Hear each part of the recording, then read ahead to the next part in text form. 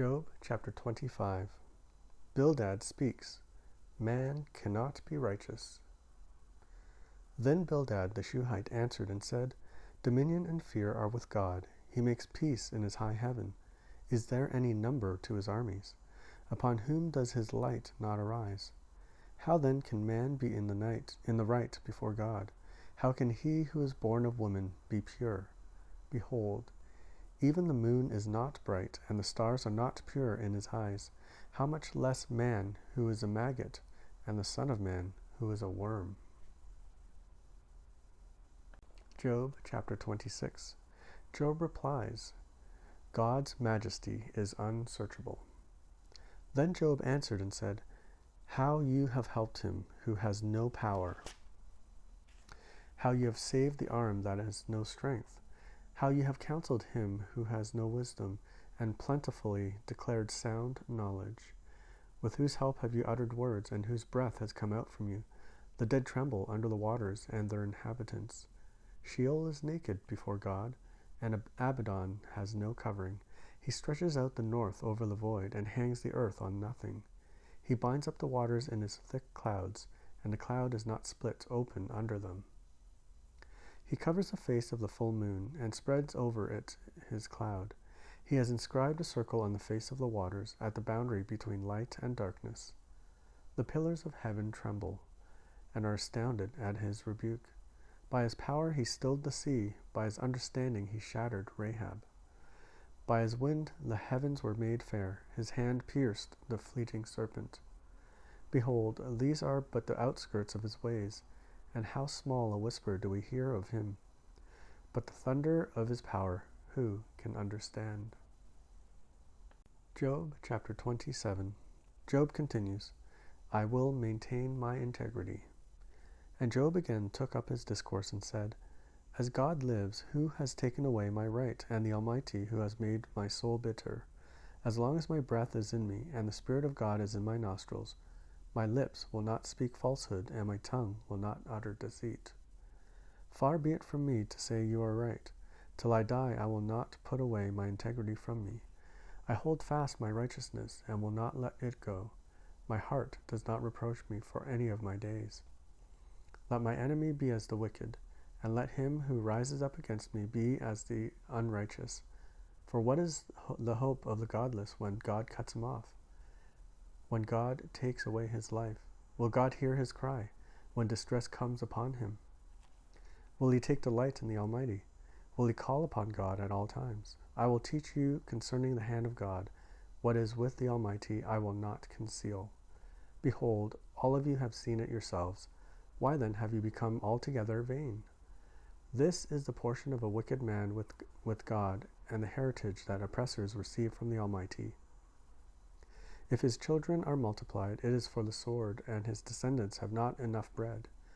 Those who survive him the pestilence buries, and his widows do not weep. Though he heap up silver like dust, and pile up clothing like clay, he may pile it up, but the righteous will wear it, and the innocent will divide the silver. He builds his house like a moth's, like a booth that a watchman makes. He goes to bed rich, but will do so no more. He opens his eyes, and his wealth is gone. Terrors overtake him like a flood. In the night a whirlwind carries him off. The east wind lifts him up, and he is gone. It sweeps him out of his place. It hurls at him without pity. He flees from its power in headlong flight. It claps its hands at him, and hisses at him from its place. Job chapter 28. Job continues, Where is wisdom? Surely there is mine for silver, and a place for gold that they refine. Iron is taken out of the earth, and copper is smelted from the ore. Man puts an end to darkness and searches out the farthest limit, the ore in gloom and deep darkness. He opens shafts in a valley away from where anyone lives. They are forgotten by travelers. They hang in the air, far away from mankind. They swing to and fro. As for the earth, out of it comes bread, but underneath it is turned up as by fire. Its stones are the place of sapphires, and it has dust of gold. That path no bird of prey knows, and the falcon's eye has not seen it. The proud beasts have not trodden it, the lion has not passed over it. Man puts his hand to the flinty rock and overturns mountains by the roots. He cuts out channels in the rocks, and his eye sees every precious thing. He dams up the streams so that they do not trickle, and the thing that is hidden he brings out to light. But where shall wisdom be found, and where is the place of understanding? Man does not know its worth, and it is not found in the land of the living. The deep says, "It is not in me," and the sea says, "It is not with me." It cannot be bought for gold, and silver cannot be weighed as its price. It cannot be valued in the gold of Ophir, in precious onyx or sapphire. Gold and glass cannot equal it, nor can it be exchanged for jewels of fine gold. No mention shall be made of coral or of crystal. The price of wisdom is above pearls. The topaz of Ethiopia cannot equal it, nor can it be valued in pure gold. From where, then, does wisdom come, and where is the place of understanding? It is hidden from the eyes of all living and concealed from the birds of the air. Abaddon and Death say, "We have heard a rumor of it with our ears." God understands the way to it, and he knows its place, for he looks to the ends of the earth and sees everything under the heavens. When he gave to the wind its weight, and appointed the waters by measure, when he made a decree for the rain, and a way for the lightning of the thunder, then he saw it and declared it. He established it and searched it out. And he said to man, "Behold, the fear of the Lord, that is wisdom, and to turn away from evil is understanding." Job chapter 29. Job's summary defense. And Job again took up his discourse and said, "Oh, that I were in the months of old, as in the days when God watched over me, when his lamp shone upon my head, and by his light I walked through darkness. As I was in my prime, when the friendship of God was upon my tent, when the Almighty was yet with me, when my children were all around me, when my steps were washed with butter, and the rock poured out for me streams of oil. When I went out to the gates of the city, when I prepared my seat in the square, the young men saw me and withdrew, and the aged rose and stood. The princes refrained from talking and laid their hand on their mouth. The voice of the nobles was hushed, and their tongue stuck to the roof of their mouth. When the ear heard, it called me blessed. And when the eye saw, it approved, because I delivered the poor who cried for help, and the fatherless who had none to help him. The blessing of him who was about to perish came upon me, and I caused the widow's heart to sing for joy. I put on righteousness, and it clothed me. My justice was like a robe and a turban. I was eyes to the blind and feet to the lame. I was a father to the needy, and I searched out the cause of him who did not know. I broke the fangs of the unrighteous and made him drop his prey from his teeth. Then I thought, I shall die in my nest, and I shall multiply my days as the sand. My roots spread out to the waters with the dew all night on my branches, my glory fresh with me, and my bow ever new in my hand. Men listened to me and waited and kept silence for my counsel. After I spoke, they did not speak again, and my word dropped upon them. They waited for me as for the rain, and they opened their mouths as for the spring rain. I smiled on them when they had no confidence, and the lights of my face they did not cast down. I chose their way and sat as chief, and I lived like a king among his troops, like one who comforts mourners. Job chapter 30. But now they laugh at me, men who are younger than I, whose fathers I would have disdained, to set with the dogs of my flock. What could I gain from the strength of their hands? Men whose vigor is gone? Through want and hard hunger, they gnaw the dry ground by night, in waste and desolation. They pick salwort and the leaves of the bushes and the roots of the broom tree for their food. They are driven out from human company. They shout after them as after a thief. In the gullies of the torrents they must dwell, in holes of the earth and of the rocks. Among the bushes they bray, under the nettles they huddle together, a senseless, a nameless brood. They have been whipped out of the land. And now I have become their song. I am a byword of them. They abhor me. They keep me aloof from me. They do not hesitate to spit at the sight of me, because God has loosed my cord and humbled me. They have cast off restraint in my presence. On my right hand the rabble rise. They push away my feet. They cast up against their ways of destruction. They break up my path. They promote my calamity. They need no one to help them. As though a wide breach they come, amid the crash they roll on. Terrors are turned upon me. My honor is pursued as by the wind, and my prosperity has passed away like a cloud. And now my soul is poured out within me. Days of affliction have taken hold of me. The night racks my bones, and the pain that gnaws me takes no rest. With great force my garment is disfigured. It binds me like the collar of my tunic. God has cast me into the mire, and I have become like dust and ashes. I cry to you for help, and you do not answer me. I stand, and you only look at me. You have turned cruel to me. With the might of your hand you persecute me. You lift me on the wind. You make me ride on it. You toss me about in the roar of the storm. For I know that you will bring me to death, and the house appointed for all living. Yet does not one in a heap of ruins stretch out his hand, and in his disaster cry for help? Did I not weep for him whose days was hard? Was not my soul grieved for the needy? But when I hoped for good, evil came, and when I waited for light, darkness came. My inward parts are in turmoil, and never still days of affliction come to meet me. I go about darkened, but not by the sun. I stand in the assembly and cry for help. I am a brother of jackals, and my companion of ostriches. My skin turns black and falls from me, and my bones burn with heat. My lyre is turned to mourning, and my pipe to the voice of those who weep. Job chapter 31. Job's final appeal. I have made a covenant with my eyes. How then could I gaze at a virgin? What would be my portion from God above, and my heritage from the Almighty on high? Is not calamity for the unrighteous, and disaster for the workers of iniquity? Does not he see my ways and number my steps? If I have walked with falsehood, and my foot has hastened to deceit, let me be weighted in a just balance, and let God know my integrity. If my step has turned aside from the way, and my heart has gone after my eyes, and if my spot has stuck to my hands, then let me sow and another eat, and let what grows for me be rooted out.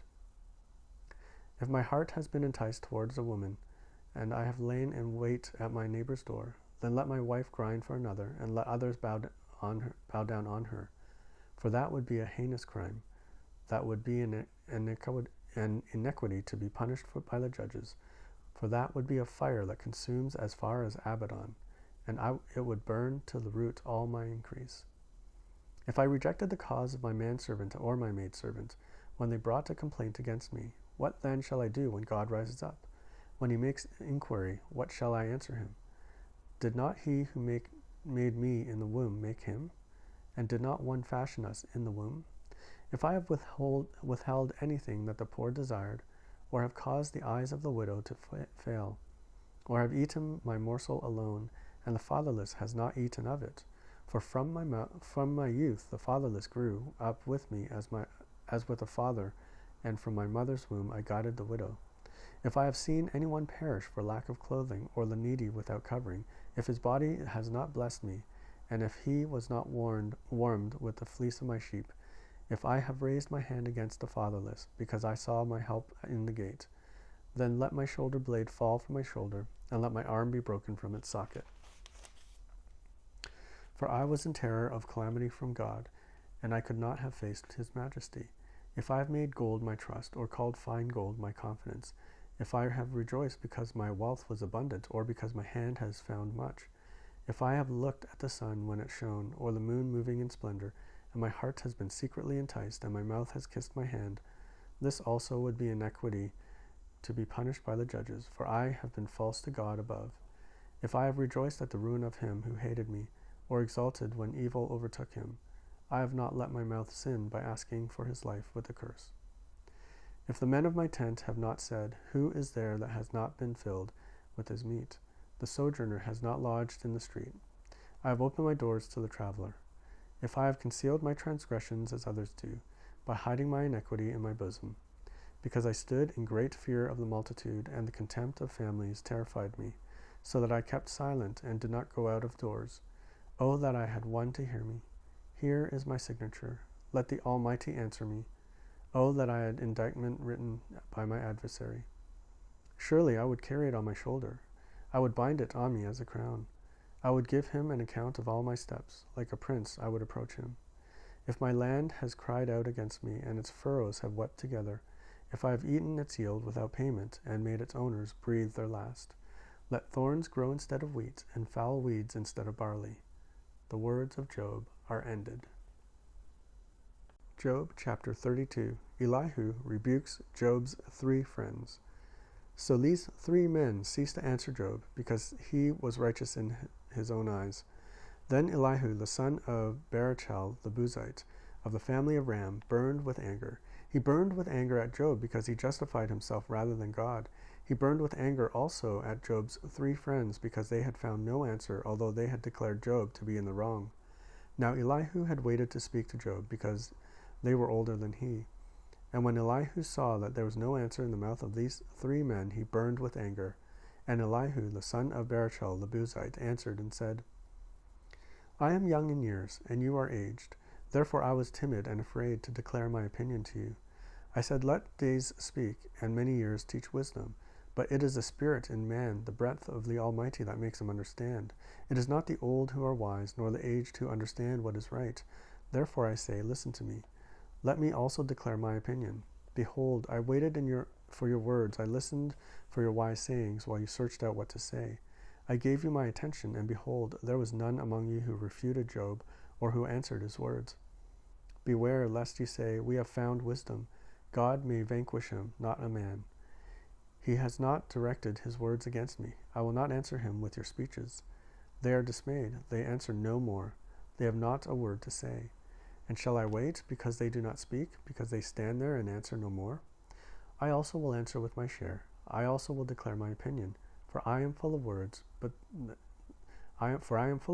spirit within me constrains me.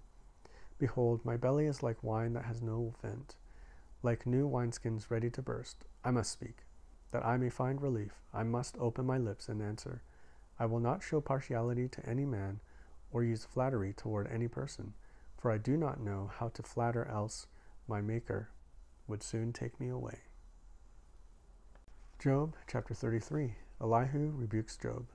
But now hear my speech, O Job, and listen to all my words. Behold, I open my mouth, the tongue in my mouth speaks.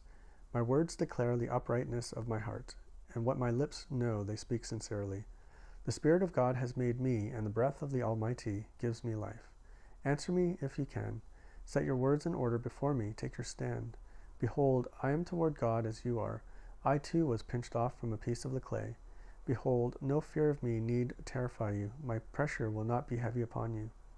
Surely you have spoken in my ears, and I have heard the sound of your words. You say, I am pure without transgression. I am clean, and there is no iniquity in me.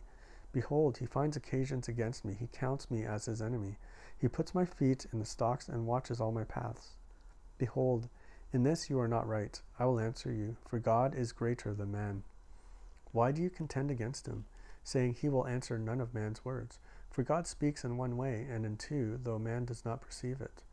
In a dream, in a vision of the night, when deep sleep falls on men, while they slumber on their beds, then he opens the ears of men and terrifies them with warning, that he may turn man aside from his deed, and conceal pride from a man.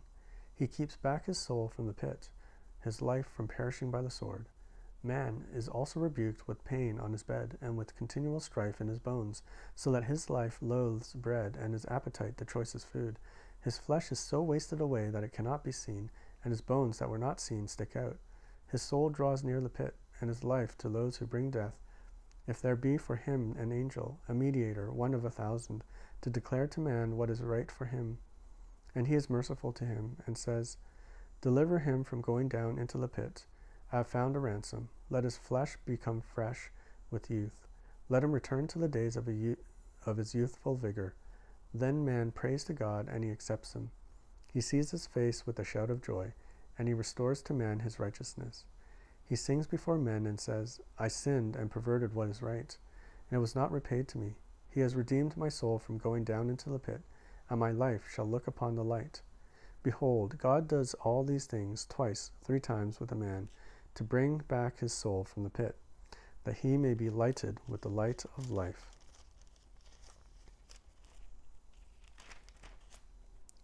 Pay attention, O Job, listen to me, be silent, and I will speak. If you have any words, answer me. Speak, for I desire to justify you. If not, listen to me. Be silent, and I will teach you wisdom. Job chapter 34. Then Elihu answered and said, Hear my words, you wise men, and give ear to me, you who know, for the ear tests words as the palate tastes food. Let us choose what is right. Let us know among ourselves what is good. For Job has said, I am in the right, and God has taken away my right. In spite of my right, I am counted a liar. My wound is incurable, though I am without transgression. What man is like Job, who drinks up scoffing like water, who travels in company with evildoers and walks with wicked men? For he has said, It profits a man nothing that he should take delight in God. Therefore hear me, you men of understanding. Far be it from God that he should do wickedness, and from the Almighty that he should do wrong. For according to the work of a man he will repay him, and according to his ways he will make it befall him. Of a truth, God will not do wickedly, and the Almighty will not pervert justice. Who gave him charge over the earth, and who laid on him the whole world? If he should set his heart to it, and gather to himself his spirit and his breath, all flesh would perish together, and man would return to dust. If you have understanding, hear this. Listen to what I say. Shall one who hates justice govern? Will you condemn him who is righteous and mighty? Who says to a king, worthless one, and to nobles, wicked man, who shows no partiality to princes, nor regards the rich more than the poor, for they are all the work of his hands. In a moment they die. At midnight the people are shaken and pass away, and the mighty are taken away by no human hand. For his eyes are on the ways of a man, and he sees all his steps. There is no gloom or deep darkness, where evildoers may hide themselves. For God has no need to consider a man further, that he should go before God in judgment. He shatters the mighty without investigation, and sets others in their place. Thus, knowing their works, he overturns them in the night, and they are crushed. He strikes them for their wickedness in a place for all to see, because they turned aside from following him, and had no regard for any of his ways. So that they caused the cry of the poor to come to him, and he heard the cry of the afflicted. When he is quiet, who can condemn? When he hides his face, who can behold him? Whether it be a nation or a man, that a godless man should not reign, that he should not ensnare the people. For has anyone said to God, I have borne punishment, I will not offend any more. Teach me what I do not see, for I have done iniquity, I will do it no more. Will he then make repayment to suit you, because you reject it? For you must choose, and not I. Therefore declare what you know. Men of understanding will say to me, and the wise man who hears me will say, Job speaks without knowledge. His words are without insight. Would that Job were tried to the end, because he answers like wicked men. For he adds rebellion to his sin. He claps his hands among us, and multiplies his words against God. Job chapter 35. Elihu condemns Job. And Elihu answered and said, Do you think this to be just? Do you say it is my right before God that you ask, What advantage have I? How am I better off than if I had sinned?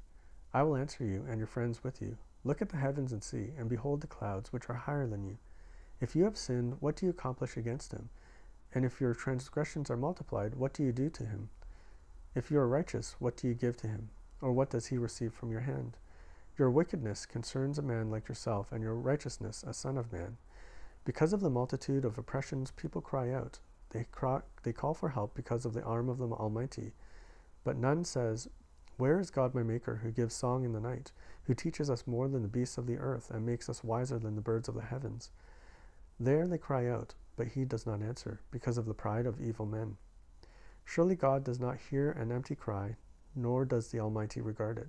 How much less when you say that you do not see him, that the case is before him, and you are waiting for him.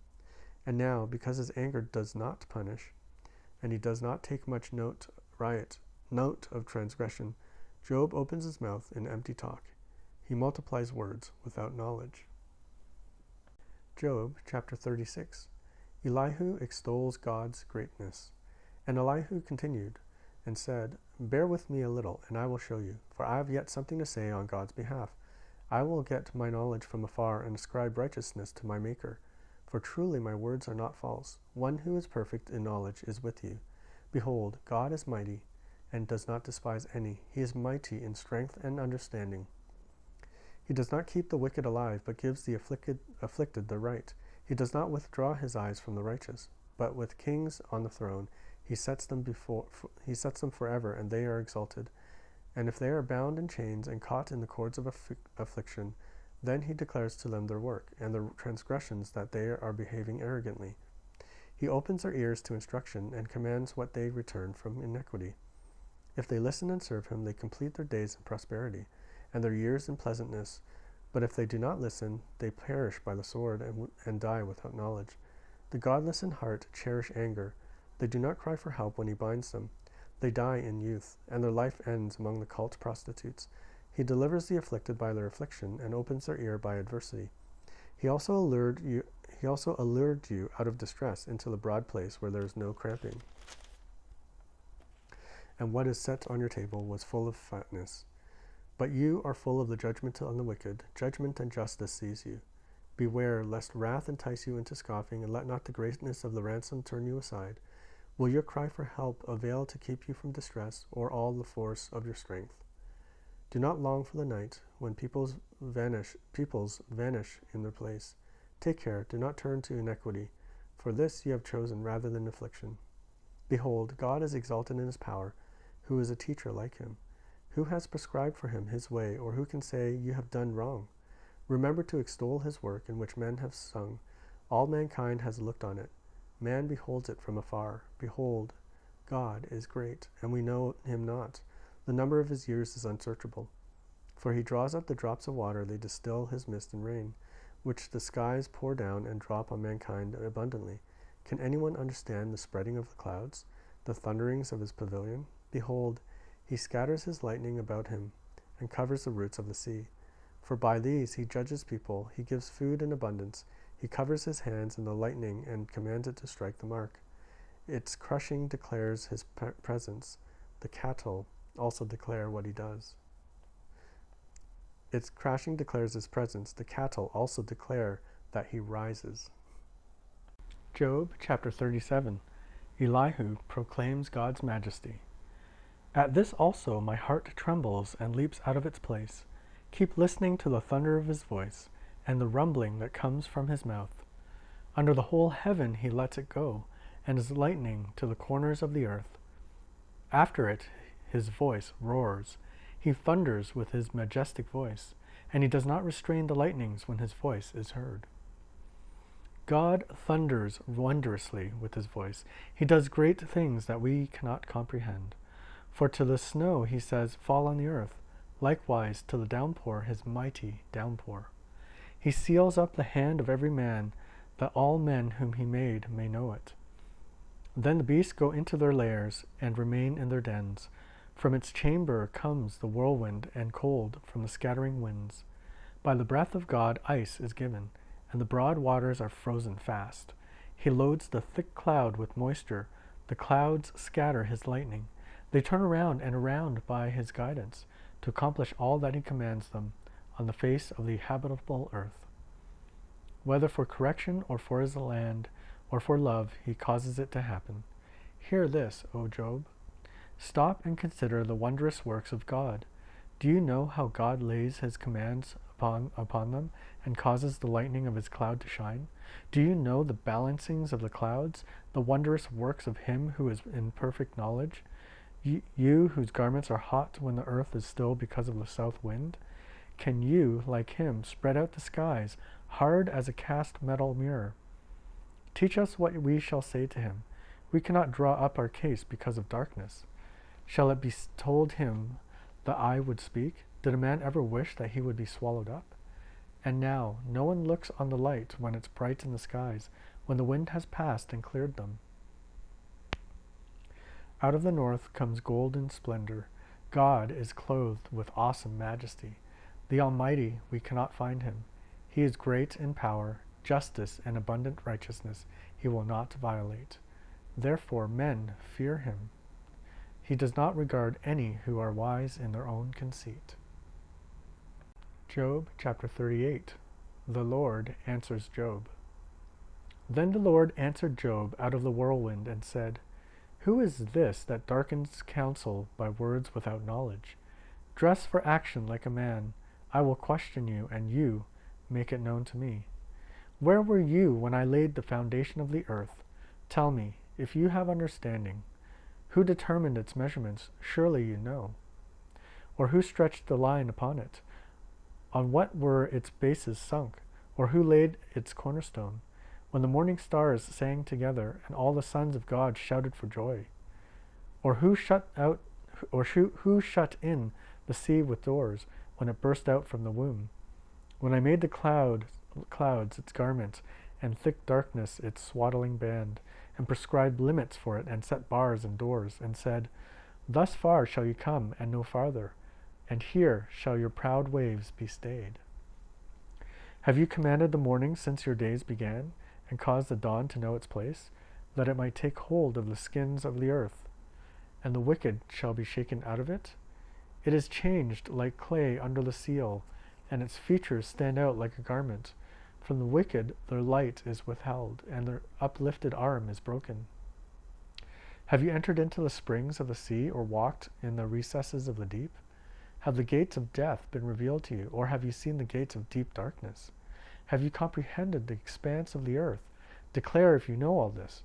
Where is the way to the dwelling of light, and where is the place of darkness, that you may take it to its territory, and that you may discern the paths of its home? You know, for you were born then, and the number of your days is great. Have you entered the storehouses of snow, or have you seen the storehouses of the hail, which I have reserved for the time of trouble, for the day of battle and war? What is the way to the place where light is disturbed, or where the east wind is scattered upon the earth?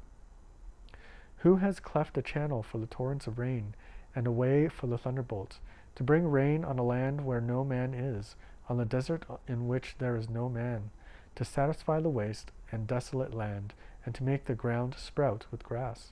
Has the rain a father, or who has begotten the drops of dew? From whose womb did the ice come forth, and who has given birth to the frost of heaven? The waters become hard like stone, and the face of the deep is frozen.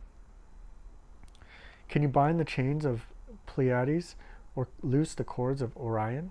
Can you lead forth the Mazzaroth in their season, or can you guide the bear with its children? Do you know the ordinances of the heavens? Can you establish their rule on the earth? Can you lift up your voice to the clouds, that a flood of waters may cover you? Can you send forth lightnings, that they may go and say to you, Here we are? Who has put wisdom in the inward parts, or given understanding to the mind? Who can number the clouds by wisdom, or who can tilt the waterskins of the heavens, when the dust runs into a mass and the clouds stick fast together? Can you hunt the prey for the lion, or satisfy the appetite of the young lions when they crouch in their dens, or lie in wait in their thicket? Who provides for the raven its prey, when its young ones cry to God for help, and wander about lack of food? Job chapter 39. Do you know when the mountain goats gave birth?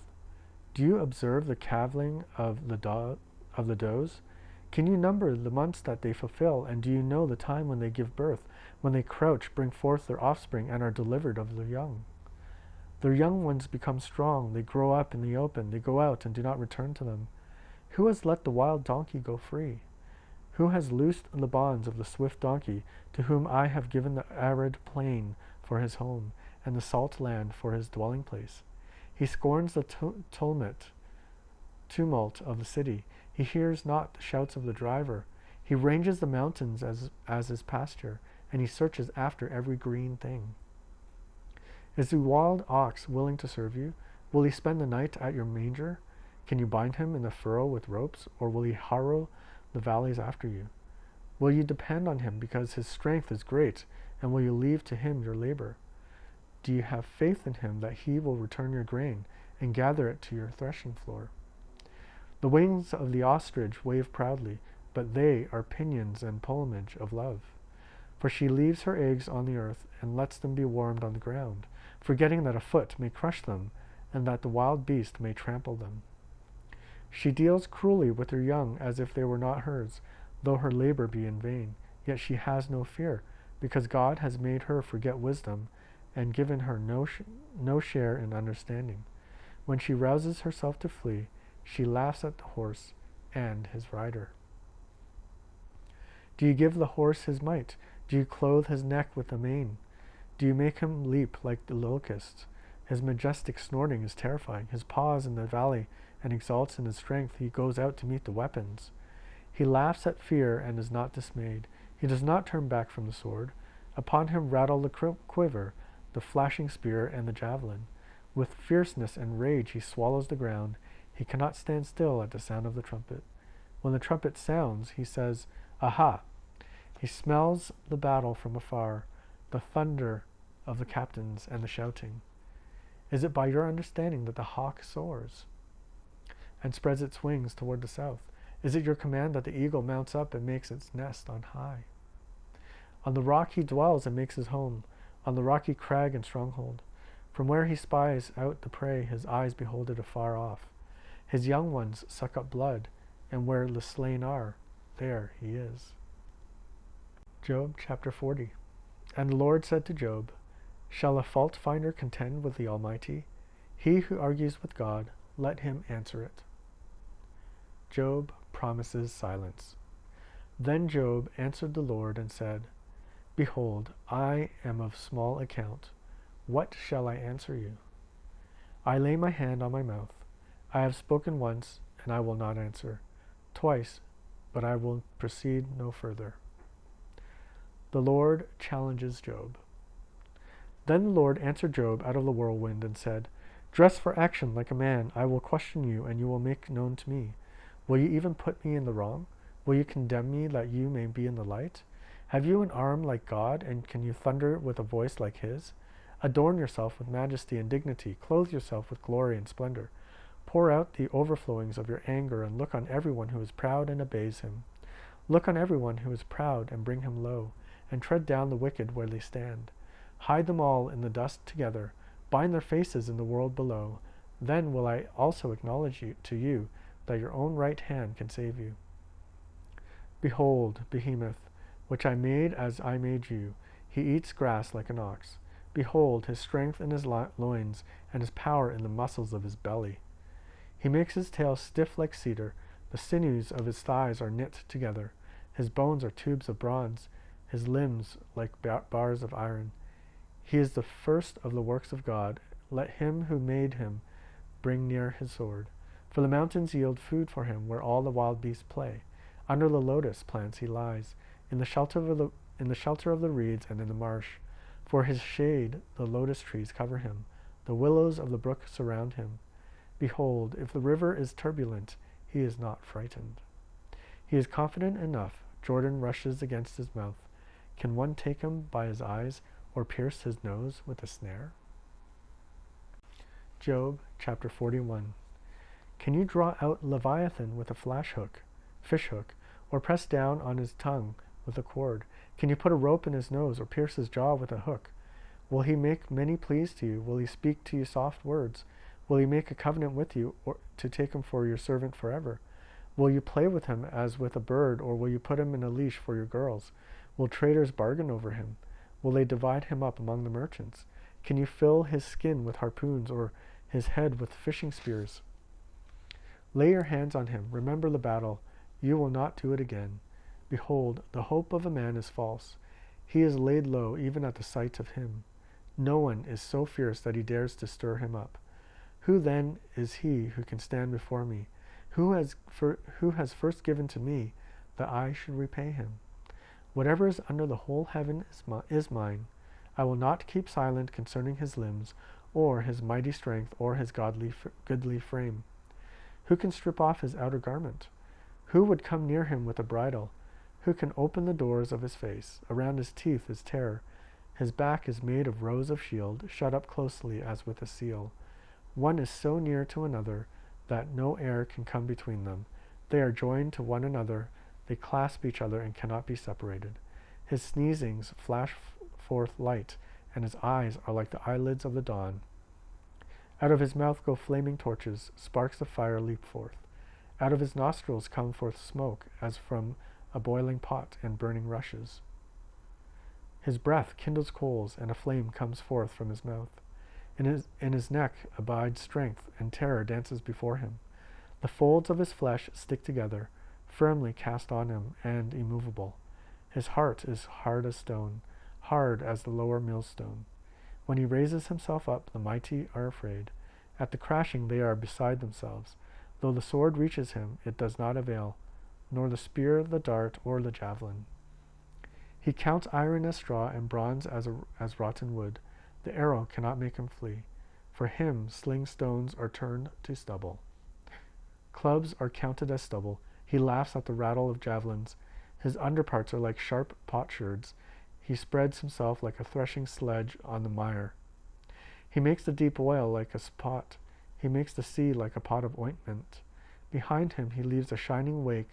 One would think the deep to be white-haired. On earth there is not his like a creature without fear. He sees everything that is high. He is king over all the sons of pride. Job chapter 42. Job's confession and repentance. Then Job answered the Lord and said, I know that you can do all things, and that no purpose of yours can be thwarted. Who is this that hides counsel without knowledge? Therefore I have uttered what I did not understand, things too wonderful for me, which I did not know. Hear, and I will speak. I will question you, and make it known to me. I had heard of you by the hearing of the ear, but now my eyes see you. Therefore I despise myself, and repent in dust and ashes. The Lord rebukes Job's friends. After the Lord had spoken these words to Job, the Lord said to Eliphaz the Temanite, My anger burns against you and against your two friends, for you have not spoken of me what is right, as my servant Job has. Now therefore take 7 bulls and 7 rams, and go to my servant Job, and offer up a burnt offering for yourselves, and my servant Job shall pray for you. For I will accept his prayer, not to deal with you according to your folly. For you have not spoken of me what is right, as my servant Job has. So Eliphaz the Temanite, and Bildad the Shuhite, and Zophar the Naamathite went and did what the Lord had told them, and the Lord accepted Job's prayer. The Lord restores Job's fortunes. And the Lord restored the fortunes of Job when he had prayed for his friends, and the Lord gave Job twice as much as he had before. Then came to him all his brothers and sisters, and all who had known him before, and ate bread with him in his house. And they showed him sympathy, and comforted him for all the evil that the Lord had brought upon him. And each of them gave him a piece of money and a ring of gold. And the Lord blessed the latter days of Job more than his beginning. And he had 14,000 sheep, 6,000 camels, 1,000 yoke of oxen, and 1,000 female donkeys. He had also 7 sons and 3 daughters, and he called the name of the first daughter Jemimah, and the name of the second Keziah, and the name of the third Karen Hapuk. And in all the land there were no women so beautiful as Job's daughters, and their father gave them an inheritance among their brothers. And after this Job lived 140 years, and saw his sons and his sons' sons 4 generations. And Job died an old man and full of days.